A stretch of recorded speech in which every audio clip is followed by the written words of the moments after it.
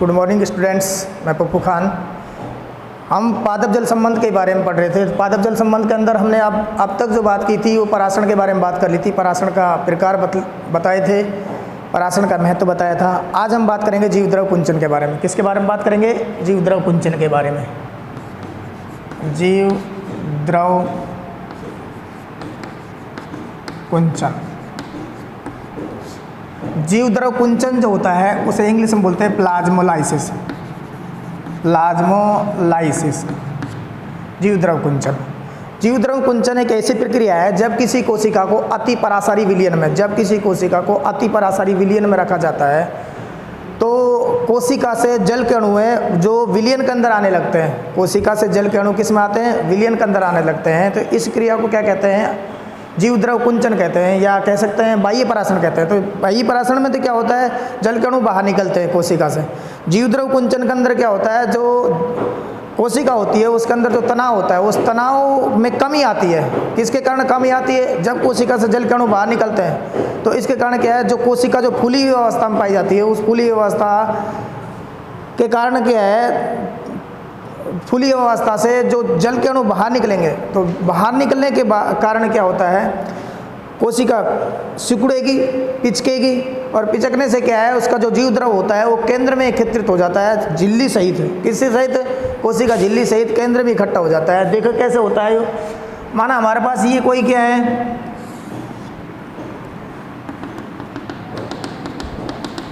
अति परासारी विलयन है। अति परासारी विलयन मतलब अति परासारी विलयन का मतलब ये होता है कि ऐसा विलयन जिसकी सांद्रता कोशिका रस से ज़्यादा होती है। ऐसा विलयन जिसकी सांद्रता कोशिका रस से कैसे होती है? ज़्यादा होती है। वो क्या कहलाता है? अति परासारी विलयन कहलाता है। अब इसके अंदर हम कोई कोशिका को डालते हैं। इसके अंदर किसको डालते हैं? ये हमारे पास क्या है? कोशिका। और ये क्या है? इसकी कोशिका झिल्ली। ये कोशिका है, ये कोशिका झिल्ली है ना। तो अब क्या होता है हमारे पास है? ये जो इसके अंदर क्या है? ये जीव द्रव है। जीव द्रव है। जब इस कोशिका को हम अति परासारी विलयन के अंदर डालते हैं तो इस कोशिका का जो जीव द्रव है, इस जीव द्रव से जल के अणु जो होते हैं वो बाहर निकलने लगते हैं। जल के अणु कैसे होते हैं? बाहर निकलने लगते हैं, जिसके कारण क्या है? ये जो कोशिका होती है, ये कोशिका कैसी हो जाती है? सिकुड़ जाती है। इसका जो जीव द्रव होता है वो कैसे होता है? सिकुड़ जाता है। जीव द्रव कोशिका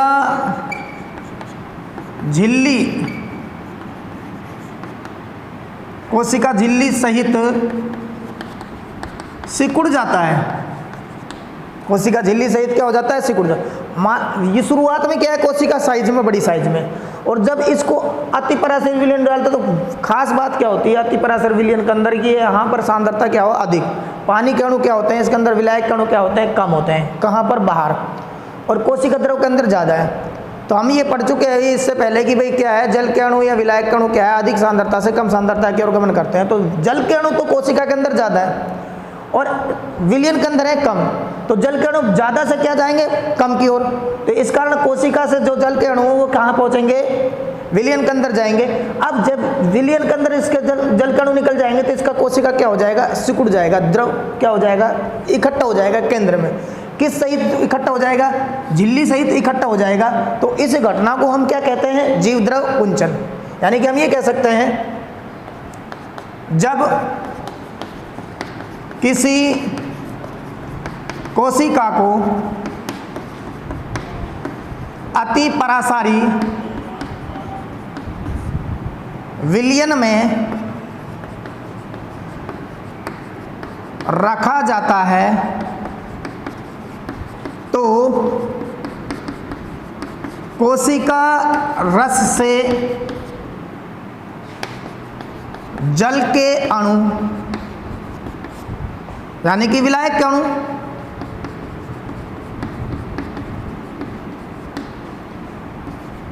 बाहर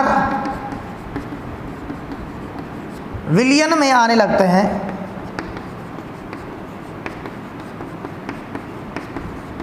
जिसके फलस्वरूप कोशिका रस झिल्ली सहित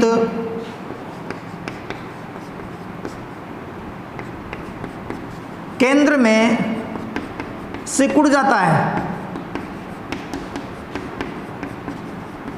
अर्थात कोशिका का तनाव कम हो जाता है। कोशिका का तनाव क्या हो जाता है? कम।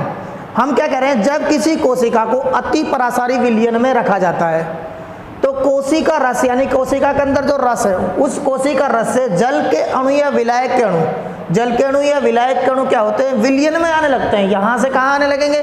विलयन के अंदर आने लगते हैं, जिसके कारण क्या होगा? जिससे कोशिका रस जो होता है वो झिल्ली सहित, कोशिका रस जो क्या है, झिल्ली सहित क्या हो जाएगा? केंद्र में सिकुड़ जाएगा, जिसके कारण क्या है? कोशिका का तनाव कम हो जाएगा।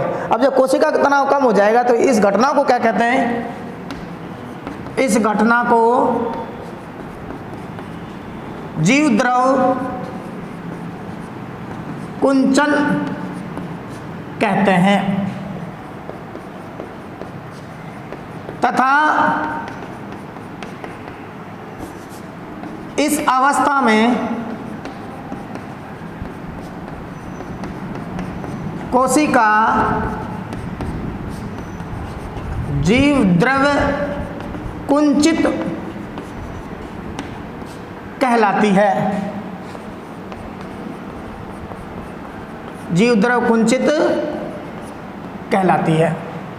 ठीक है, तो हमने अभी ये रिप्रेजेंटेशन किया इस जीव द्रव कुंचन का।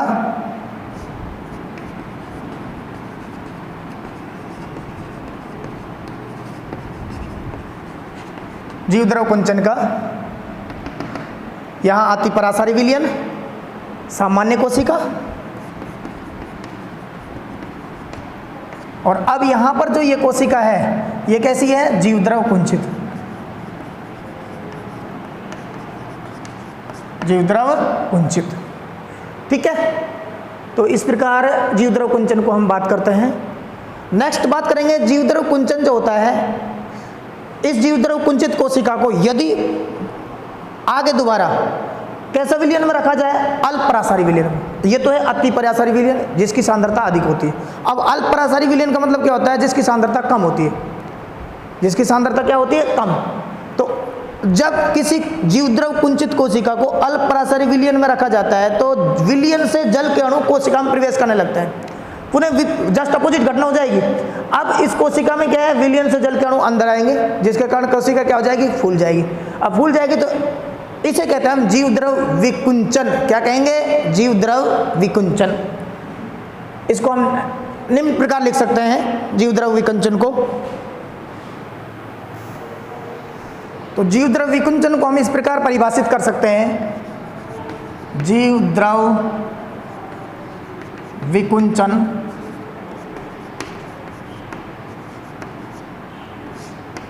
जीवद्रव विकुंचन, डी प्लाज्मोलाइसिस बोलते हैं इसको।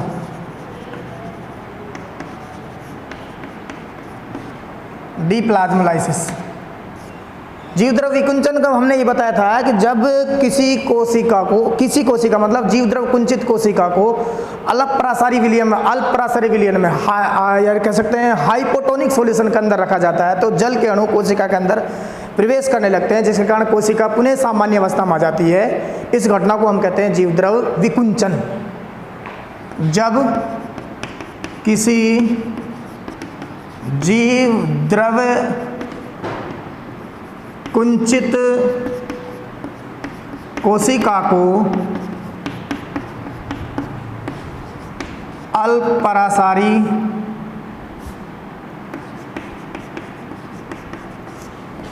विलयन में रखा जाता है, अल्प परासारी विलयन में रखा जाता है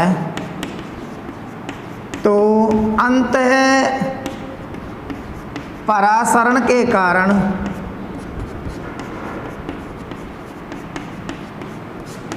विलयन से जल के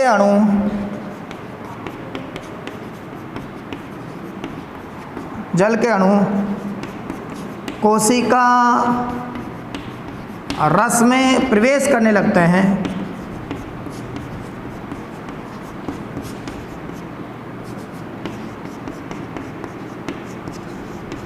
जिसके फलस्वरूप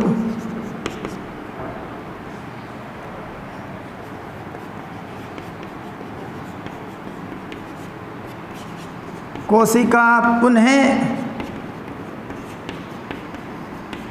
सामान्य अवस्था में आ जाती है। क्या है ये?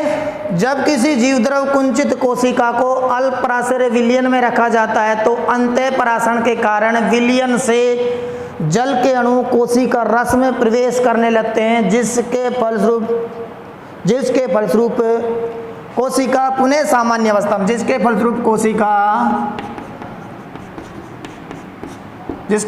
कोशिका पुनः सामान्य अवस्था में आ जाती है, यानी कि नॉर्मल साइज में आ जाती है। इस घटना को क्या कहते हैं? डीप्लाज्मोलाइसिस कहते हैं। इसको हम इस प्रकार दर्शा सकते हैं, ये हमारे पास जीवद्रव कुंचित कोशिका थी,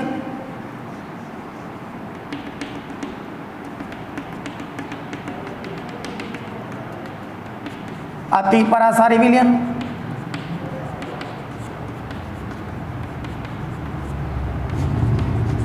जीवद्रव कुंचित कोशिका। अब नेक्स्ट जो स्टेज हमारे पास, वो स्टेज क्या है? अब इसको हम किसके अंदर रख रहे हैं? अल्परासारी विलयन।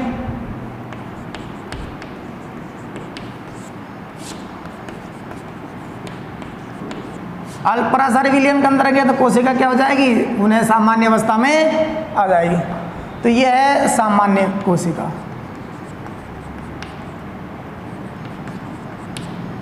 और ये क्या है? जीवद्रव कुंचित कोशिका। तो यहाँ अति परासारी विलयन है, यहाँ क्या है? अल्परासार।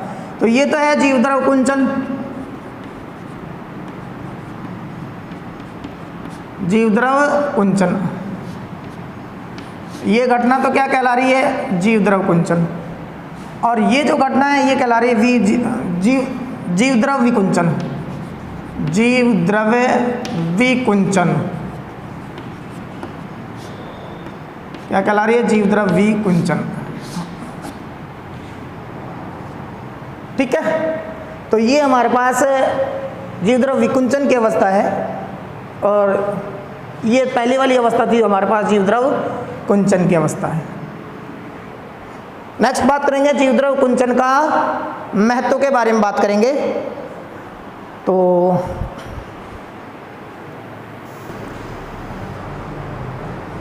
जीवद्रव कुंचन का महत्व के बारे में लिखेंगे हम। जीवद्रव कुंचन का महत्व, इम्पोर्टेंस ऑफ प्लाज्मोलाइसिस। जीवद्रव कुंचन का महत्व, इसके बारे में डिस्कस करेंगे। तो जीवद्रव कुंचन का महत्व निम्न बिंदुओं का आधार पर समझ सकते हैं। नंबर 1 तो ये है कि इसकी सहायता से परासरण दाब का मापन किया जाता है। पहला तो क्या है? परासरण दाब का मापन। इसकी सहायता से परासरण दाब, बोले तो ऑस्मेटिक प्रेशर, ज्ञात किया जाता है। परासरण दाब ज्ञात किया जाता है। नंबर 2, इसकी सहायता से जीवित और निर्जीवित कोशिकाओं के मध्य विभेद किया जा सकता है। इसकी सहायता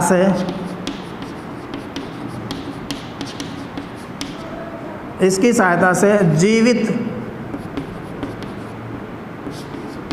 एवं निर्जीव कोशिकाओं के मध्य विभेद किया जा सकता है।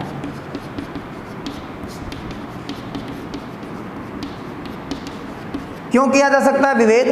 क्योंकि जीवित कोशिका जीव द्रव कुंचन दर्शाती है और निर्जीव कोशिका जीव द्रव कुंचन नहीं दर्शाती है। तो हम इनको अलग अलग मान सकते हैं जीव द्रव कुंचन के आधार पर कि कौन सी जीवित है और कौन सी निर्जीव है। क्योंकि जीवित कोशिकाएं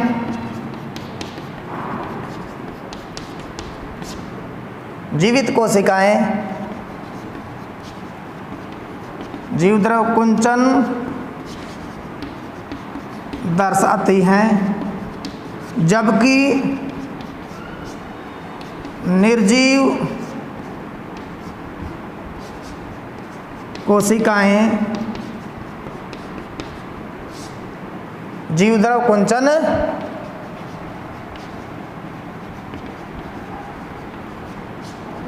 नहीं दर्शाती हैं।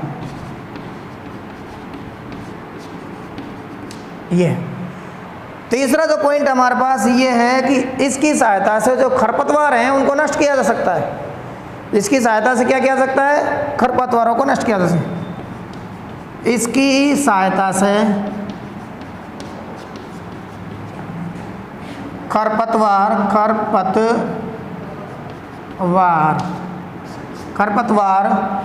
को नष्ट किया जा सकता है।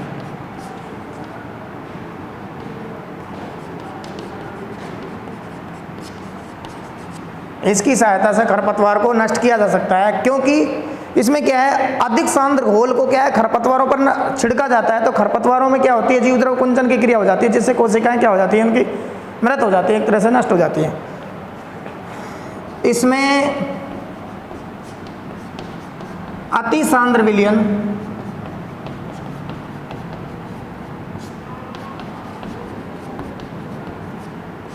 विलयन का छिड़काव किया जाता है। अति सांद्र विलयन का छिड़काव किया जाता है। तो ये हमारे पास जीव द्रव कुंचन का क्या हुआ, इंपॉर्टेंस हुआ 3 पॉइंट्स में, कि इसकी सहायता से पराशरण दाब को मेजर किया जा सकता है, जीवित और निर्जीव कोशिकाओं के मध्य विभेद किया जा सकता है, इंडिफरेंस किया जा सकता है, और तीसरी घटना क्या है कि इसकी सहायता से खरपतवार को नष्ट किया जा सकता है। ठीक है, खरपतवार को कैसे नष्ट किया जाएगा? अति सांद्र विलयन या अति पराशर विलयन का छिड़काव कर दो पौधों के ऊपर, जो भी अवांछित है, अनडिजायर्ड पौधे, तो वो क्या हो जाए, स्वतः ही नष्ट हो जाएंगे, क्योंकि उनके कोशिकाओं के अंदर क्या है, जीव द्रव कुंचन की क्रिया हो जाएगी। एक और इम्पोर्टेंट बात है हमारे पास, यहाँ पर देखो, जीव द्रव कुंचन का जो प्रदर्शन किया गया है वो किस पौधे में किया गया है? बहुत इंपॉर्टेंट क्वेश्चन है, ये पूछा जाता है अक्सर। जीव द्रव कुंचन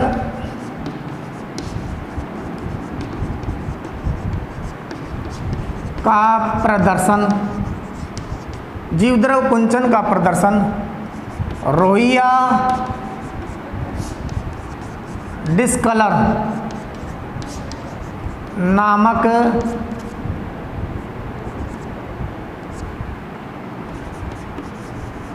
पौधे की पत्तियों में किया गया, पत्तियों में किया। बहुत इंपॉर्टेंट है ये। जीव द्रव कुंचन का प्रदर्शन किसमें किया गया? रोहिया डिस्कलर नामक पौधे की पत्तियों में किया गया है। तो हमने अभी आपको बताया जीव द्रव कुंचन के बारे में, जीव द्रव कुंचन, जीव द्रव विकुंचन के बारे में, और अब हम बात कर रहे हैं किसके? जीव द्रव कुंचन का महत्व और जीव द्रव कुंचन का प्रदर्शन। एक और बात बता दूं, किसान जो होते हैं अपनी प्याज जो होती है, प्याज उसको लास्ट मोमेंट पर मोटा करने के लिए, लास्ट टाइम पर मोटा करने के लिए, साइज बढ़ाने के लिए क्या है, किसान अति सांद्र विलयन का छिड़काव करते हैं, एक तरह से नमक का छिड़काव करते हैं, नमक का घोल डालते हैं खेती में या प्याज के खेत पर। तो क्या है, जो प्याज के अंदर जीव द्रव कुंचन की क्रिया होने के कारण क्या है, प्याज की जो पत्तियां हैं उनमें से कोशिकाओं से जल निकल कर कहाँ पहुँच जाता है? प्याज के अंदर पहुँच जाता है। जैसे प्याज मोटी हो जाती है और पत्तियाँ क्या हो जाती है? शुष्क हो जाती है, सूख जाती हैं। तो ये भी एक किसानों ने एक तरीका अपनाया है कम समय में और साइज बढ़ाने के लिए जीव द्रव कुंचन जैसी विधि का उपयोग करते हैं। लाभदायक यूज किया जा रहा है ये, लेकिन लाभदायक हम उसको तात्कालिक कह सकते हैं, दीर्घकालिक नहीं कह सकते, क्योंकि नमक के छिड़काव करने से क्या है, खेती की जो उर्वरकता है वो प्रभावित होती है। इस कारण क्या है, कुछ निजी लाभ के लिए तो हम इसको उपयोग कर सकते हैं, बाकी मृदा की जो उर्वरकता है वो बहुत खराब होती है इस क्रिया से। खरपतवारों को नष्ट किया जाता है, ये हम काफ़ी हद तक लाभदायक श्रेणी में रख सकते हैं इनको। ठीक है, तो इस प्रकार हमने अभी आपको बताया इस चैप्टर के अंदर पराशरण के बारे में बताया, पराशरण की परिभाषा बताई, पराशरण के प्रकार बताए। ठीक, उसके बाद में हमने जीवद्रव्य कुंचन के बारे में बताया। अब हम बात करेंगे नेक्स्ट, कोशिका में या कोशिका पर लगने वाले दाब, कोशिका के द्वारा या कोशिका पर लगने वाले विभिन्न प्रकार के दाब, उनके बारे में डिस्कस करेंगे।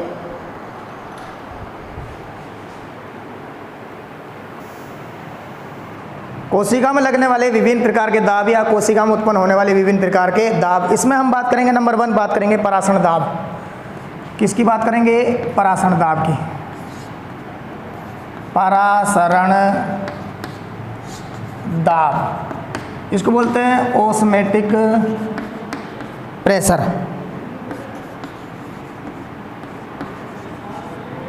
ओपी बोलते हैं इसको। क्या बोलते हैं शॉर्ट में? OP, osmotic pressure. पराशरण दाब क्या होता है? जब हम किसी अर्धपारगम्य में झिल्ली की सहायता से, जब किसी अर्धपारगम्य में झिल्ली की सहायता से हम विलेय और विलायक कणों को अलग करते हैं, जब किसी अर्धपारगम्य में झिल्ली की सहायता से विलेय और विलायक कणों को अलग करते हैं, तो जो विलायक के जो अणु होते हैं, विलायक कणु होते हैं, वो विलेय के अंदर प्रवेश करने से, विलेय के अणुओं को प्रवेश करने से जो रोकने में जो दबाव लगता है, ये हम कह सकते हैं जब किसी कोशिका को हम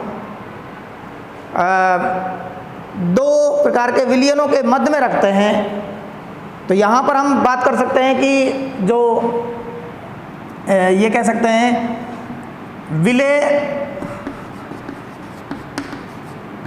और विलायक, विलेय और विलायक, इनके मध्य में क्या है? ये अर्धपारगम्य झिल्ली, अर्धपारगम्य झिल्ली, अर्धपारगम्य झिल्ली है। अब ये अर्धपारगम्य झिल्ली को पार करके विलायक के जो अणु होते हैं वो किस में प्रवेश करते हैं? विलेय के अंदर प्रवेश करते हैं।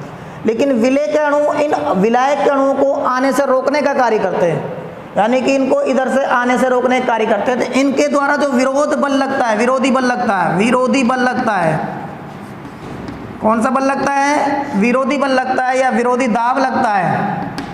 तो उस विरोधी बल को क्या कहते हैं हम? विलेय के अणुओं के द्वारा विलायक के अणुओं को रोकने के लिए, विलेय के अणुओं के द्वारा विलायक के अणुओं को रोकने के लिए, अर्धपारगम्य झिल्ली से रोकने के लिए, अर्धपारगम्य झिल्ली से पार होने से रोकने के लिए जो दाब लगेगा उसे क्या कहेंगे? पराशरण दाब कहेंगे। अब हम ये कह सकते हैं, ओवरऑल हम यहाँ इस प्रकार परिभाषित कर सकते हैं इसको, किस प्रकार परिभाषित कर सकते हैं इसको? जब अर्धपारगम्य झिल्ली द्वारा, जब अर्धपारगम्य झिल्ली द्वारा विलेय को विलायक से अलग रखा जाता है, विलेय को विलायक से अलग रखा जाता है, तो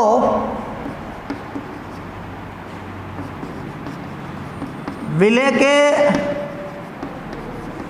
अणुओं द्वारा, विलेय के अणुओं द्वारा विलायक के प्रवेश के खिलाफ लगने वाला बल, लगने वाला बल पराशरण दाब कहलाता है, पराशरण दाब कहलाता है। क्या कहलाएगा? पराशरण दाब। देखिएगा, जब अर्धपारगम्य झिल्ली द्वारा विलेय को विलायक से अलग रखा जाता है, तो विलेय के अणुओं के द्वारा विलय के अणुओं के द्वारा विलायक के प्रवेश के खिलाफ, विलायक के प्रवेश के खिलाफ क्या लगता है, एक बल लगता है, जिसे क्या कहते हैं हम, परासरण दाब कहते हैं। ठीक है, खिलाफ बल लगेगा, मतलब यहां पर हमारे पास देखिएगा ये क्या है, विलय, और ये क्या है, विलायक, और यहां पर ये क्या है, अर्धपारगम्य झिल्ली।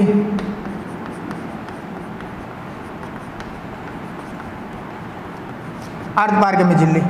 तो इसके खिलाफ जो ये जो दाब लग रहा है, ये दाब क्या कहलाएगा, परासरण दाब, परासरण दाब कहलाएगा, परासरण दाब। हम ये कह सकते हैं विलय के जितने अधिक अणु होंगे उतना ही क्या लगेगा, परासरण दाब लगेगा। विलय के जितने अधिक अणु होंगे उतना ही क्या होगा, परासरण दाब लगेगा, क्योंकि विलय के द्वारा दाब लग रहा है, किसको रोकने के लिए, विलायक को रोकने के लिए। ये विलायक इधर जाने की कोशिश कर रहा है, ये विलायक यहाँ से यहाँ पार होने की कोशिश कर रहा है, लेकिन ये विलय है इसको आने नहीं दे रहा है।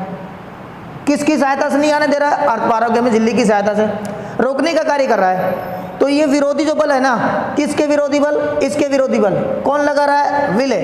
तो विलय के द्वारा जो विरोधी बल लगाया जा रहा है विलायक के ऊपर, वो बल क्या कहलाएगा, यहाँ पर वो दबाव क्या कहलाएगा, हमारे पर परासरण दाब कहलाएगा, ऑस्मेटिक प्रेशर कहलाएगा, ये ओपी कहलाएगा। क्या कहलाएगा, ये ऑस्मेटिक प्रेशर कहलाएगा। अब देखो आगे हम बात करें कि ये जो परासरण दाब होता है विलय के अणुओं के समानुपाती होता है, डायरेक्ट प्रोपोर्शनल होता है। ये जितने विलय के अणु होंगे उतना ही क्या होगा, दबाव लगेगा। तो हम ये कह सकते हैं परासरण दाब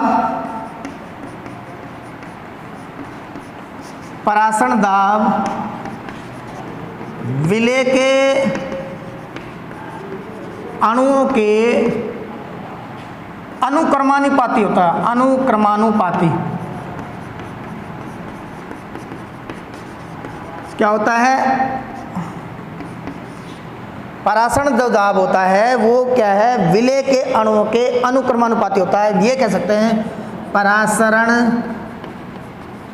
दाब अनुक्रमानुपाती विलय के अणु, विलय के अणु। हम ये कह सकते हैं कि विलय के अणु बढ़ेंगे तो परासरण दाब का मान भी बढ़ेगा। ठीक है, तो ये एक रिलेशन है इनके बीच में। अब हमारे पास दो प्रकार के विलयन पाए जाते हैं या तीन प्रकार के विलयन पाए जाते हैं, जिसमें हमने अति परासारी विलयन बात की, जिसकी सांद्रता अधिक होती है, यानी कि जिसमें विलय के अणु ज़्यादा होते हैं। अल्प परासारी की बात करी, जिसमें विलय के अणु क्या होते हैं, कम होते हैं, यानी कि सांद्रता कम होती है। तो अब यहाँ पर अति परासारी के द्वारा ऑस्मेटिक प्रेशर ज़्यादा लगता है, परासरण दाब क्या होगा, ज़्यादा लगेगा, और अल्प परासारी के द्वारा परासरण दाब क्या होगा, कम लगेगा। ठीक है, क्योंकि विलय के अणु क्या है वहाँ पर कम है अल्प के अंदर, और अति के अंदर क्या है, ज़्यादा। तो विलय के अणु जितने अधिक होंगे उतना ही परासरण दाब क्रिएट होगा। तो ये हमारे पास एक संबंध है। एक और बात करते हैं, एक संबंध हमारे पास है, जो परासरण दाब जो होता है उसका मान होता है CST, परासरण दाब बोले तो OP बराबर क्या होता है, CST। परासरण दाब बराबर क्या होता है, CST। अब यहाँ C जो है वह है विलयन की मोलर सांद्रता, यहाँ C क्या है, विलयन की मोलर सांद्रता।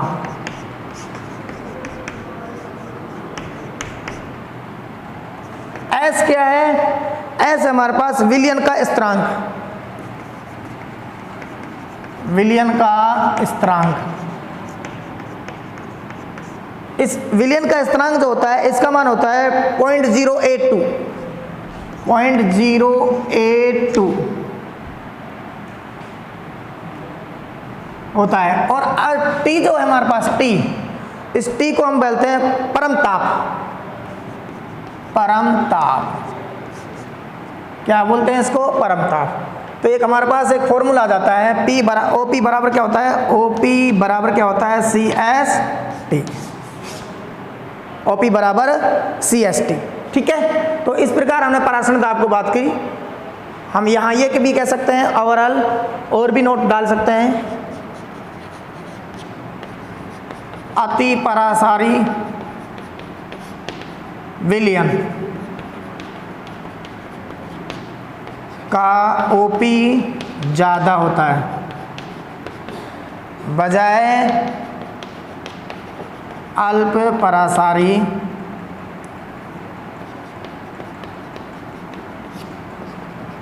विलयन बजाय अल्परासारी विलयन। अति परासारी विलयन का जो ओपी होता है वो कैसा होता है, ज़्यादा होता है बजाय किसके, अल्परासारी विलयन के। ठीक है, तो इस प्रकार इस वीडियो के अंदर हम इतना ही पढ़ेंगे। नेक्स्ट वीडियो के अंदर बात करेंगे हम आगे चलकर स्पित दाब है, भित्ति दाब है और विसरण दाब न्यूनता है। बहुत इंपॉर्टेंट टॉपिक्स हैं ये, इनके बारे में डिस्कस करेंगे। ठीक है।